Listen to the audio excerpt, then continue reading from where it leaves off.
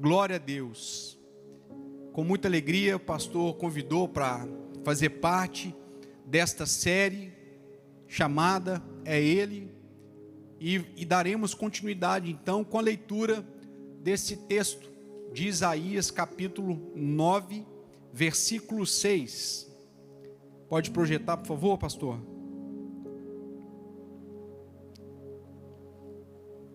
Isaías capítulo 9, verso 6, eu vou ler aqui na minha versão, que diz: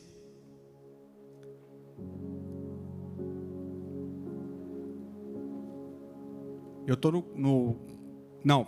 é Isaías capítulo 9, né, que eu disse, mas eu estava no 40 aqui na minha Bíblia, ia dar errado. Vamos lá, 9, verso 6. Porque o menino nos nasceu, um filho se nos deu, e o principado estará sobre ele, sobre os seus ombros, e se chamará o seu nome Maravilhoso, Conselheiro, Deus Forte, Pai da Eternidade, Príncipe da Paz. E então hoje nós teremos a segunda ministração sobre essa série, e eu queria trazer então sobre o Deus Forte. Nós temos um tema que então ele chama Deus Forte, mas eu quero dizer para vocês quando a força de Deus encontra a fraqueza do homem. E eu quero iniciar dizendo que o maior milagre que Deus faz não é chamar os fortes. O maior milagre que nós vemos quando nós debruçamos sobre a leitura da Bíblia, sobre todas as histórias que nós temos acesso, é quando Ele transforma os fracos dependente da sua força. E aí eu quero te fazer uma pergunta. Se você parasse para pensar agora, qual seria o maior homem ou a maior demonstração de força que você já ouviu falar?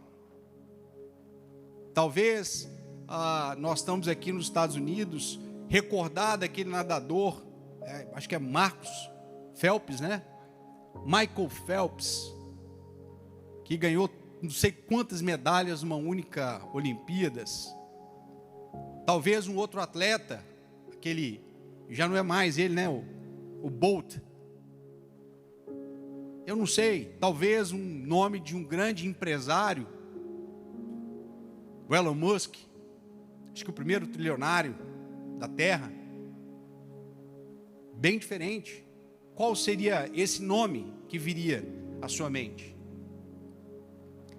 Quando nós vamos para a Bíblia, quando nós debruçamos na leitura bíblica, o que nós percebemos é que nós vemos algo que mexe com todos nós. A Bíblia ela vai revelar que um homem que demonstrou a maior força de todos esses nomes que eu citei aqui, e de todos aqueles que você possa ter imaginado, ela não foi por um atleta, ela não foi por aquele que venceu a barreira da corrida lá, ou aquele que venceu a sua capacidade de ter recursos, mas a maior demonstração de força de um homem foi se entregar numa cruz, no madeiro. Aleluias. Eu quero que você fique comigo aqui, porque quando nós ouvimos sobre isso, nós damos de cara num paradoxo. Porque quando nós olhamos para o mundo, o que nós vemos? O mundo acaba valorizando a força por aquele que demonstra algum tipo de poder, algum tipo de controle. O pastor disse na ministração passada que pessoas andam quilômetros, viajam dias para poder ouvir homens dando um bom conselho. Quando na verdade nós temos uma Bíblia que nós abrimos e ela traz todos os excelentes conselhos que nós temos para poder receber. Então, Deus associa o poder não àquilo que se domina, mas Deus associa o poder ao amor. Porque uma entrega como essa de Cristo, sem amor jamais seria possível. Então, eu posso dizer que o mundo, ele valoriza quem domina. Mas quando Jesus faz essa entrega na cruz, Jesus, ele demonstra algo naquele mesmo momento. Ele faz com que o mundo perca o seu valor. Cristo venceu o mundo na entrega de cruz. Porque ele fez uma entrega voluntária. Se você para poder olhar todo o ministério de Jesus, ele se deparava com pessoas que questionavam aquilo que ele vinha pregando. Chegaram a chamar Jesus que operava em nome de Beelzebul. Só que o amor que Jesus amou é um amor que talvez eu e você, a gente ainda não teve oportunidade de viver dia a dia, que é o amor ágape. É o amor que se ama deliberadamente. Eu não preciso da sua validação para te amar. Eu simplesmente escolho te amar. Então aquilo que é domínio para o mundo, aquilo que demonstra poder para o mundo, Jesus venceu através de uma entrega. Em 2023 agora, Stanford e junto com outras universidades, eles resgataram um estudo que fala sobre ilusão de controle. Esse estudo, ele vai ver pessoas que, na pesquisa que foi realizada, pessoas que gostavam de ter a sensação de controle. As pessoas, elas sentiam que elas controlavam mais situações das suas vidas do que realmente controlavam. Só que o que foi percebido? Que essas pessoas, ao fazerem isso, elas acabavam aumentando a sua autoconfiança. Automaticamente, essas mesmas pessoas começavam a ignorar pequenos detalhes.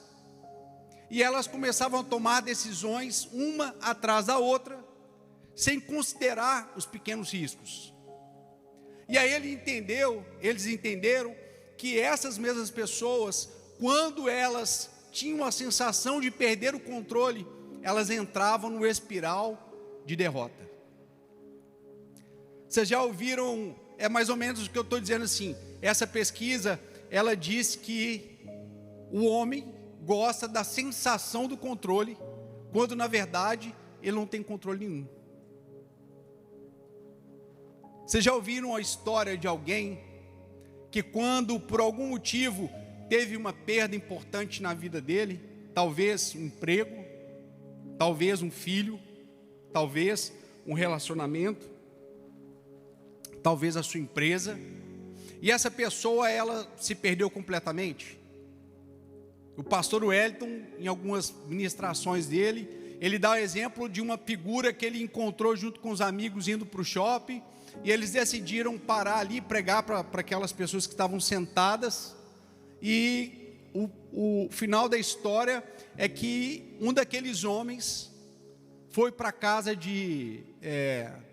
para um tratamento, ele ficou internado, e depois o pastor encontrou ele novamente e descobriu que aquele homem era uma pessoa muito rica, que a sua esposa havia o traído, e ele simplesmente perdeu totalmente a sua vida e foi parar como morador de rua. Como ele foi parar como morador de rua, suas contas estavam bloqueadas e tudo, mas parece que era um homem milionário. Quantas pessoas, ou sendo honestos com nós mesmos, quando nós nos deparamos com situações a quais nós acreditávamos ter controle sobre ela, parece que a gente perde o chão. E eu quero que você continue comigo aqui. Eu tenho hoje uma obrigação, porque eu sei que nós recebemos uma orientação aqui em relação ao horário. E eu vou tentar correr, porque eu sou mineiro, e mineiro fala muito. Então eu vou tentar focar aqui naquilo que eu construí para vocês. A verdade é que nós não somos tão fortes como nós pensamos que nós somos. Nós não temos todo o controle que nós possamos imaginar que nós temos. Quando nós estamos afastados da vontade e da presença do nosso Cristo, nós não temos controle nenhum. Essas pesquisas agora de 2023, que eles voltaram a refazer, nós olhamos para um Isaías, que já estava dizendo isso há mais de 3.000 anos, há quase 3.000 anos, apontando que nós precisávamos desse Deus forte.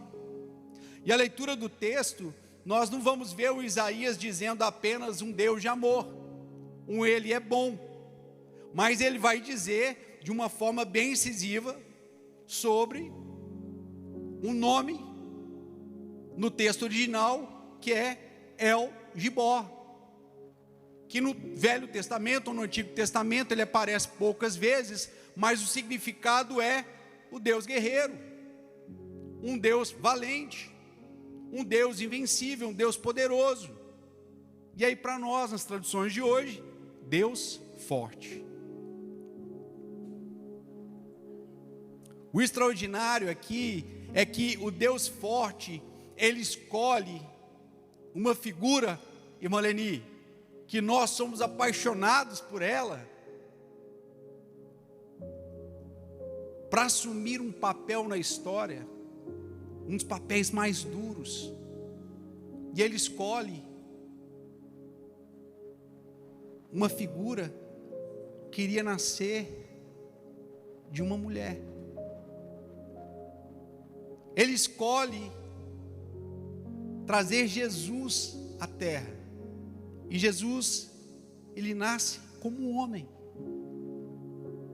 A maior demonstração desse amor pela humanidade. Quando nós olhamos a história sobre o nascimento de Jesus, nos impacta e mexe muito conosco, porque Jesus foi gerado em Maria. Não foi José que engravidou Maria. Aí você fala, como pode? O Deus forte. E é exatamente essa a força dele. Porque aquilo que nós não conseguimos explicar nesse mundo natural, vem exatamente desse Deus, El Gibor. E eu quero que você pegue cada uma das chaves aqui essa noite. O Deus forte, esse que veio a nascer de Maria, ele venceu aonde Adão errou. Quando nós lemos Romanos capítulo 5, nós vamos entender algo poderoso. Eu não vou conseguir ler Romanos capítulo 5 com vocês, mas o que eu quero dizer é que entre os versos 12 ao verso 20, eu vou tentar resumir aqui. Romanos capítulo 5, ele vai traduzir para nós essa transição da doutrina da justificação para os benefícios práticos. O apóstolo Paulo, ele explica algo tremendo e poderoso nesse capítulo, que os crentes em Deus têm acesso à graça e à esperança por meio de Jesus Cristo. Ele também compara o impacto que Adão trouxe sobre o seu pecado às nossas vidas. Mas também ele vai falar sobre a obra salvadora e salvífica de Jesus Cristo. Aqui nós vemos então que o primeiro homem, ele caiu diante de uma árvore, a árvore do conhecimento. Adão, ele aceita uma proposta e ele cai diante daquela árvore. Samuel estava conversando conosco, acho que na sexta-feira, enfim, não lembro, sobre uma peripécia do Rael. E ele falando assim, ele viu, eu orientei o Rael e eu afastei um pouco. E eu olhava do vidro e ele não via que eu estava vendo ele. E aí tinha uma gota d'água, uma goteira e tudo, e quando ele enxergava que eu não estava vendo ele, ele ia lá e colocava a boquinha lá e tomava água. Aí quando aparecia ele voltava, e tipo assim, tá tudo bem papai, tá tudo bem, pode ir para lá, pode ir. Aí o Samuel saía, e o Rael ia lá de novo e colocava a boquinha. Samuel voltava, tipo, tá tudo bem pai, tá tranquilo. E o Rael tem 1 ano e 8. E aí a mãe é diferente, né? O pai tem um jeito de cuidar de criança, né? A mãe tem outra. A mãe, talvez no primeiro gole, ela já tinha virado o menino de cabeça para baixo, passado água sanitária na boca, né? Aí a mãe chega e quando a mãe vê, ele estava lá, tomando a água, ela já dá um grito para ele. Ele, na hora, ele vira para a mãe, não pode não, não. Aí ele falou, Erivelto, como pode isso? Todos nós nascemos com essa essência do primeiro Adão. Mas olha que interessante, quando nós debruçamos sobre a leitura desse texto, nós vamos ver que Deus, ele traz a figura de um segundo homem, que é Jesus. E através desse segundo homem, que é Jesus, ele muda essa história, pastora Tati. O primeiro homem, ele cai diante de uma árvore, e o segundo homem, ele venceu em outra árvore. Jesus, ele vence no madeiro, na entrega de cruz. Adão, ele tenta se comparar com Deus, acessando a árvore do conhecimento. Jesus, sendo Deus, se tornou homem. Vocês estão conseguindo entender? Eu tenho o controle todo na minha mão, outro não quero controle nenhum. O controle é de Deus. Adão, com todo o desafio dele, a vontade dele, ele só trouxe uma coisa para os homens, pastora Tati: a morte. Jesus trouxe vida, e vida em abundância. Aleluia, eu preciso correr, que ainda tem mais 8 páginas aqui. Eu quero dizer para vocês que o verdadeiro poder, quando nós estamos em Cristo Jesus, não é acessar o jardim sol, não é. O verdadeiro poder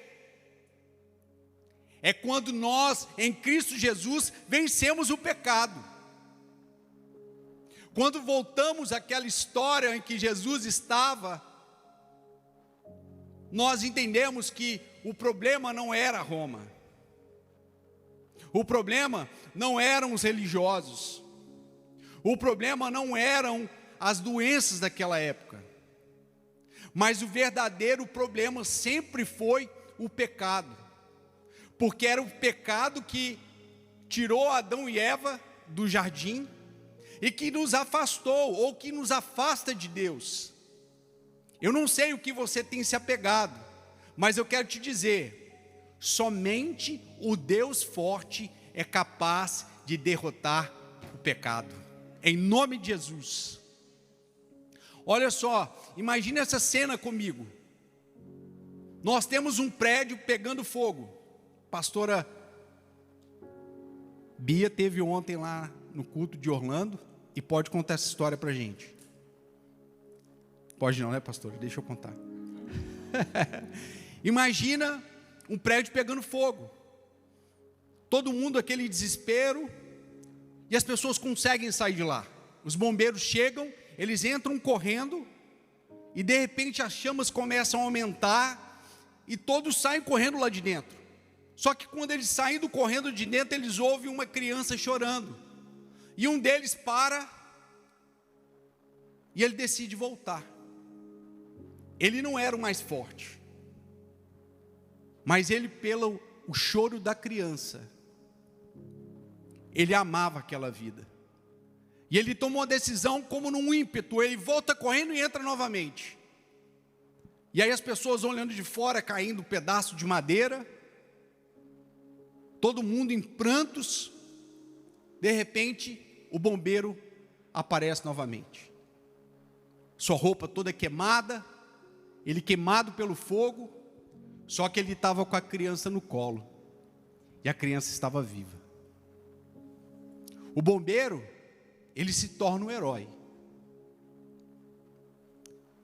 Por quê? Mesmo sabendo do tamanho daquele incêndio, ele decide voltar e resgatar aquela criança. Quando nós olhamos para Jesus, a gente pode dizer que ele foi aquele bombeiro. Porque Jesus, sabendo que muitas vezes nós vamos para lugares que não tem nada a ver conosco, mas Jesus, ele ouve a voz daquele que clama. E ele decide entrar na chama do nosso pecado, na chama daquilo que nos afasta da presença de Deus, na chama da condenação. E ele nos carrega pelo braço, e ele pega os nossos pecados e lança fora. E Jesus sai mais uma vez como vencedor. Aleluia! A força de Deus aparece na cruz. Naquela ocasião, muitos acreditavam que o Messias ia vir num cavalo branco, com as suas roupas impecáveis, com uma espada, um escudo forte. E aí, como vem o Messias? Montado no jumentinho. E a direção, o caminho que se apontava era a cruz. Não eram os grandes palácios, não eram as paixões daquela terra, não era a política. O caminho apontava para a cruz. Exatamente por isso, pastora Tatiana, que muitos daquela época não o aceitaram, eles rejeitaram, porque eles pregavam algo que não tinha nada a ver com aquilo que Jesus estava fazendo. Em todo o tempo eles tentavam fazer pegadinhas para ver se Jesus caía. Só que tudo aquilo que Jesus expressava quebrava cada uma das argumentações. 1 Coríntios capítulo 1, versículo 25. Não precisa abrir, pastor, confia em mim. Essa é a palavra do Senhor. 1 Coríntios capítulo 1, versículo 25. Porque a loucura de Deus é mais sábia do que os homens, e a fraqueza de Deus é mais forte do que os homens. Não tenta perguntar por que Deus usa uma determinada situação para fazer com que as pessoas sejam ganhas. Não tente. Na cruz, quando tudo aconteceu, Satanás achou que ele era vitorioso. O inferno entrou em festa. Os seus demônios gritavam: vencemos! Os religiosos comemoraram. Os discípulos de Jesus fugiram. Os religiosos zombavam, cuspiram nele. Mas quando nós lemos toda essa história, justamente naquele momento, Deus estava esmagando a cabeça da serpente. Enquanto todo mundo comemorava aquilo que parecia ser uma grande conquista, Deus esmagava a cabeça da serpente. A cruz nunca foi um acidente de percurso. A cruz nunca foi uma derrota. A cruz, ela fazia parte de um plano perfeito. A cruz foi a maior demonstração de força da história de todos os tempos. E é por isso que eu e você, nós tivemos acesso ao Evangelho da Verdade, que nos trouxe aqui essa noite. O Deus forte continua sustentando o seu povo até os dias de hoje. E Ele nos sustentará até a eternidade, na autoridade do nome de Jesus. Isaías capítulo 40, verso 30 e 31. Os jovens se cansarão e se fatigarão, os moços certamente cairão, mas os que esperam no Senhor renovarão as suas forças, e subirão com asas como águias, correrão e não se cansarão, caminharão e não se fatigarão, assim diz o Senhor.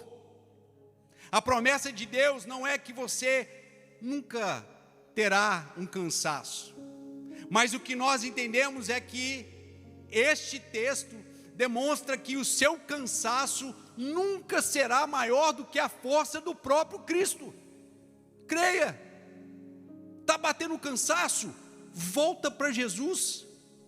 A gente já comentou aqui sobre aquela tirinha da beira da praia, com duas pessoas marcados os pés, caminhando juntas, e um dado momento só tinha uns pés, só uns passos. E aí o homem virou para Deus e disse: Deus, naquele momento, um momento de maior sofrimento da minha vida, o Senhor me abandonou. Aí Deus dá um sorriso gostoso e disse: ah, filho, aqueles passos que você viu na areia, eles eram os meus, eu estava carregando você no colo. O Senhor tem nos chamado a experimentar coisas grandiosas nele. Quando nós estamos no Senhor, nós realmente deixamos todo o nosso peso.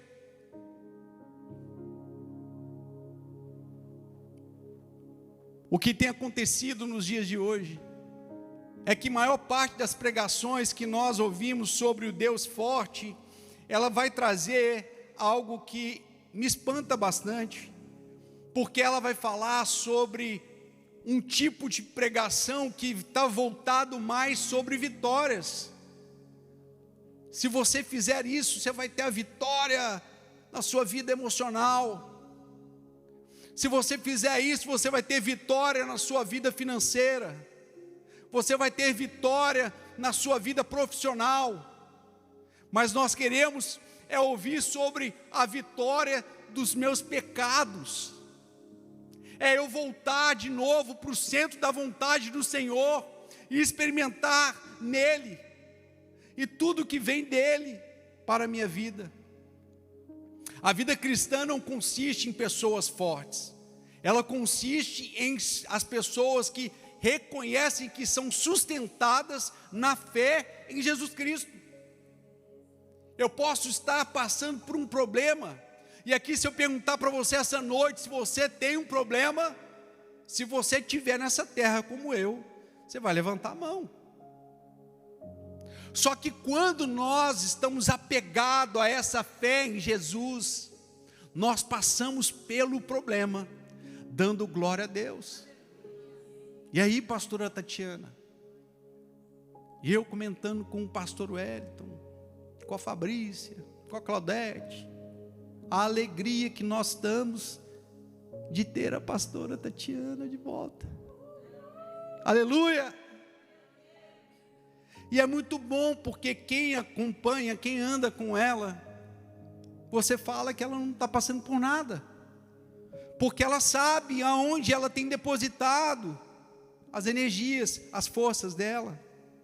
Quando nós olhamos uma ponte, ninguém questiona ou ninguém pergunta ou fica espantado pelo peso que aquela ponte tem, mas todos ficam encantados pelo peso que essa ponte é capaz de carregar. Jesus, quando Ele nos convida a andar com Ele, Ele não pede para que a gente carregue tudo sozinho, não. Ele vai dizer para que nós possamos deixar todos esses pesos sobre Ele. E olha que interessante, quantos ainda estão insistindo em suportar o peso da vida sozinho? Lá em 1 Pedro capítulo 5, verso 7, vai dizer que lancem sobre Ele toda a sua ansiedade, porque Ele tem cuidado de vós. A nossa força, a força humana, ela sempre acaba. Mas eu quero te dizer que a força de Jesus Cristo não tem fim. E aí por isso que às vezes a gente fica meio abalado, mas quando nós chegamos de novo na presença dEle, é como se você tivesse tomado de novo uma recarga da sua energia. Não é assim? Oh Jesus, eu não sei você, mas eu estou, Jesus amado. Pai, fala conosco nessa noite.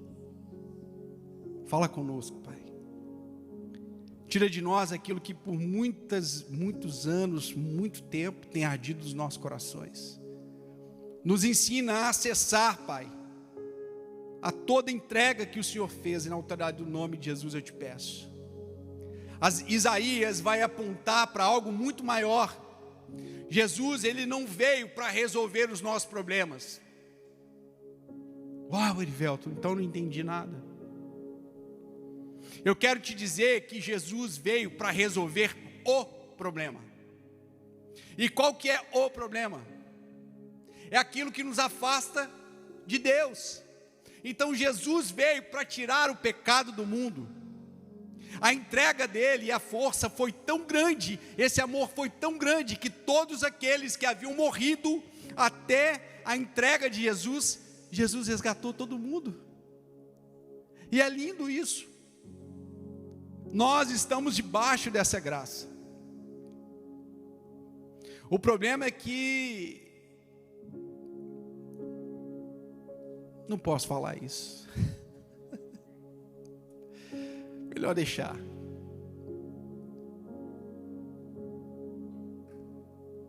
Jesus tem misericórdia de nós. O grande milagre que nós vemos em Cristo Jesus. Muitas pessoas naquele momento, na festa de casamento, quando a mãe dele fala sobre como aquele casal iria passar por uma vergonha. E Jesus se revela ali então, transformando a água em vinho. Muitas pessoas falam desse primeiro milagre de Jesus. Mas o milagre lindo de Jesus foi transformar aquele pecador, ou nós como pecadores, em filhos de Deus. Vocês conseguem entender isso?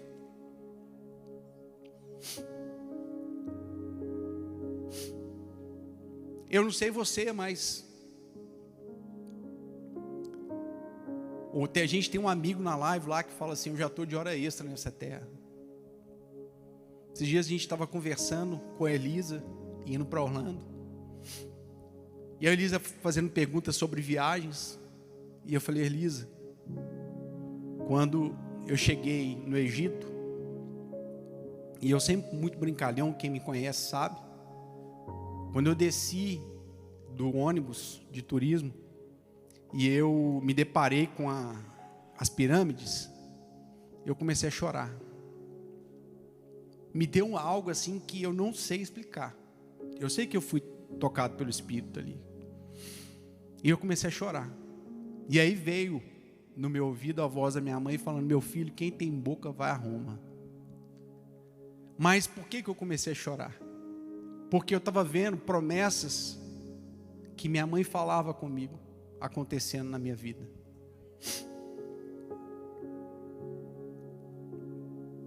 A maior força de Cristo não foi acalmar o mar, não foi mandar o vento parar. A maior força de Cristo não foi curar enfermos, mas a maior força de Cristo foi vencer o pecado, foi vencer a morte, foi vencer o inferno. Aleluia. Você pode ficar de pé 9 minutos. Eu quero ver se eu dou conta de fazer tudo isso em 9 minutos. Fique de pé junto comigo. Talvez você entrou aqui essa noite querendo demonstrar ser forte, querendo se parecer forte, Você está vivenciando algo e que você está tentando segurar isso sozinho na sua mão.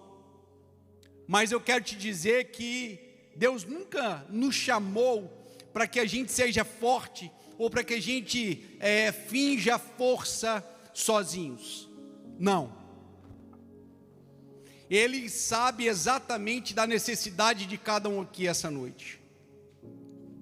E Ele chama pessoas que reconhecem nele a sua força, que reconhecem no Senhor a sua necessidade, porque o nosso controle está nas mãos dele, não está na nossa. E eu quero te convidar a fechar os seus olhos agora. Samuel vai fazer um fundo ali. Feche os seus olhos.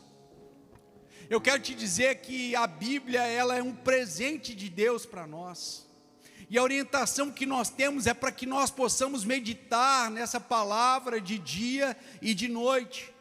E não é à toa, porque quando nós voltamos à Bíblia, nós vamos encontrar histórias que vão nos tocar de forma absoluta. Nós vamos ver histórias sobre Pedro, e nós vamos ver um Pedro que era impulsivo. Eu não sei se você se vê com a história de Pedro, mas talvez hoje você é essa pessoa impulsiva. Nada pode ser no tempo de Deus, tudo tem que ser no meu tempo, no hoje, no agora.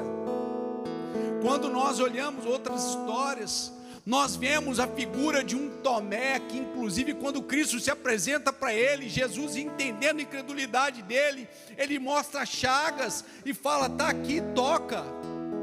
Eu não sei se você é essa pessoa que chegou aqui talvez marcada pela vida, marcada pela sua história, e você tem gerado incredulidade dentro do seu coração. Maria Madalena teve a oportunidade de andar com Jesus, só que Maria Madalena ainda carregava o peso do seu passado.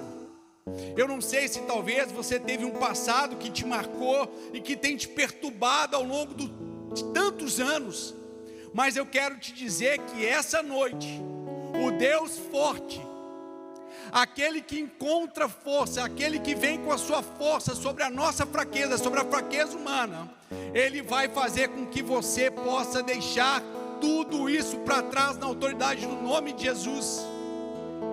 Quando nós olhamos aquele que se tornou o maior, aquele que difundiu mais o Evangelho na história, a figura de Paulo, ainda quando Saulo, achando que estava fazendo a coisa certa, era um perseguidor de cristãos. Eu não sei se talvez a sua religiosidade tem feito que você possa questionar uma coisa aqui, a outra ali, e isso não tem deixado você experimentar do sobrenatural do Senhor. Eu quero te convidar essa noite, entregue tudo isso diante do Senhor. Olha, nenhum deles foi escolhido para ter uma experiência com Cristo, porque eles já eram fortes, não.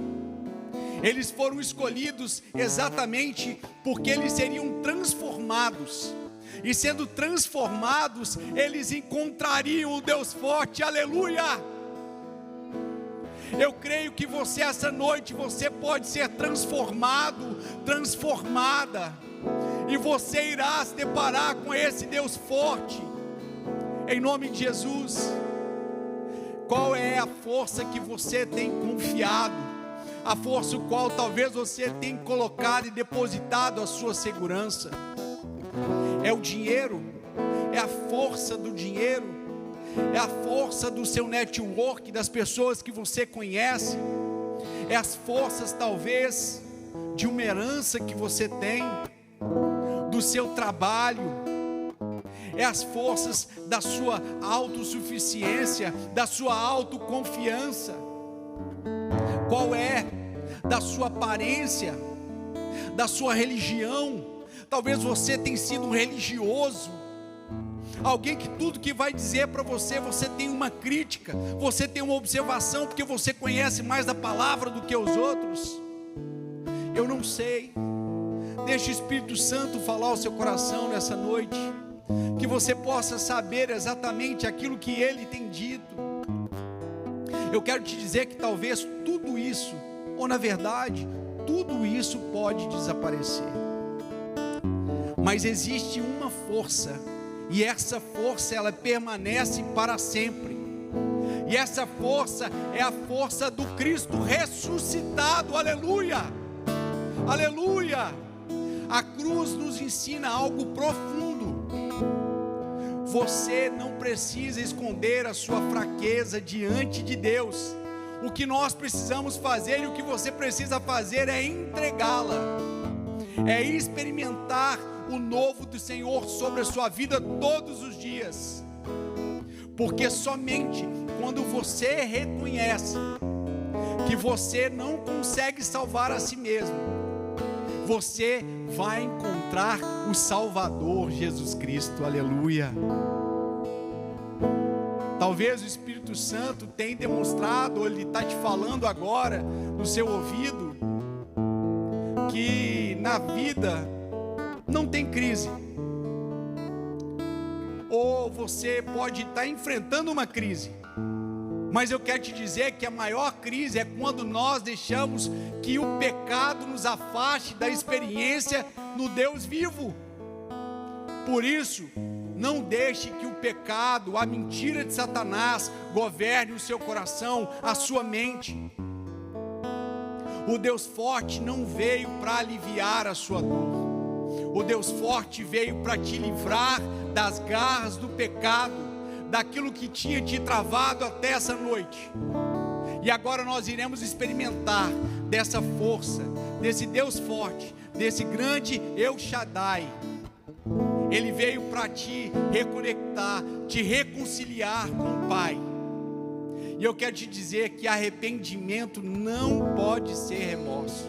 Arrependimento é que quando nós reconhecemos o nosso erro, o nosso pecado, nós abandonamos, nós mudamos a direção e nós não voltamos mais para aquele erro. Pai, em nome de Jesus, que essa noite tenha conserto aqui, meu Deus. Que todo pecado seja abandonado. Talvez, ó Deus, o pecado que nós carregávamos, Pai, talvez era o da autossuficiência, meu Deus. Mas isso agora cai por terra na autoridade do nome de Jesus, porque nós declaramos que nós decidimos confiar no Senhor. E nós deixamos, Pai, o velho homem na cruz e recebemos do Senhor a nova vida em Cristo. Aleluia, glória a Deus. Ainda de olhos fechados, coloque a mão sobre o seu coração, repete essa oração comigo. Senhor Jesus, eu reconheço que a minha força é limitada. Tenho tentado controlar a minha vida sozinho, vencer o meu pecado e carregar os meus fardos sozinho, mas tenho falhado, meu Deus. Hoje eu me arrependo, eu renuncio ao orgulho, à autoconfiança e ao pecado que me afasta de Ti. Creio que Tu és o Deus forte, que venceu na cruz aquilo que eu jamais poderia vencer. Recebe a minha vida, meu Deus. Transforma o meu coração e me faz viver na força da Tua graça, em nome de Jesus. Amém. Amém. Você pode dar uma salva de palmas bem alta para o nosso Senhor Jesus Cristo. Aleluia. Glória a Deus.